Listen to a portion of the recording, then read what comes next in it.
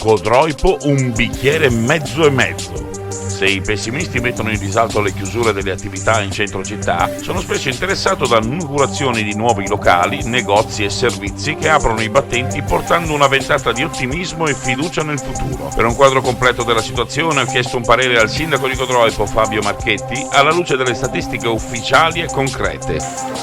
Molta soddisfazione perché in questi 4 anni di governo della città di Codroipo abbiamo un saldo positivo relativamente all'attività commerciale che hanno aperto in questo territorio e il saldo è positivo rispetto a quanti, ahimè, hanno chiuso le serrate.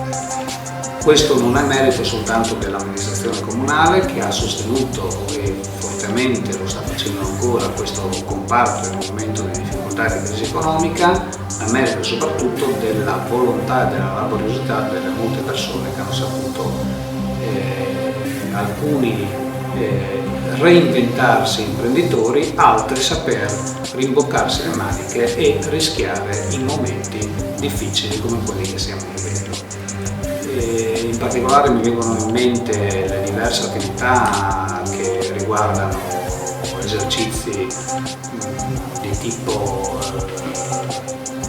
enogastronomico. Abbiamo aperto diverse attività di questo tipo che sono ormai un classico, ma non sono quelle a qualificare l'offerta commerciale di Codroipo quanto altre 3 che me ne vengono in mente, che sono anche in ordine di tempo le ultime che abbiamo inaugurato. La prima è sicuramente un'attività che riguarda le calzature per bambini, che apre una via molto difficile per quanto riguarda il commercio, che è via Roma. L'altra attività è l'angolo della scuola, cartolibreria che insiste in un territorio come Codroipo dove ha sede l'istituto comprensivo più grande del Friuli Venezia Giulia e il terzo più grande d'Italia, quindi un'attività che troverà sicuramente e auspico successo perché il numero di fruitori potenziali è molto alto.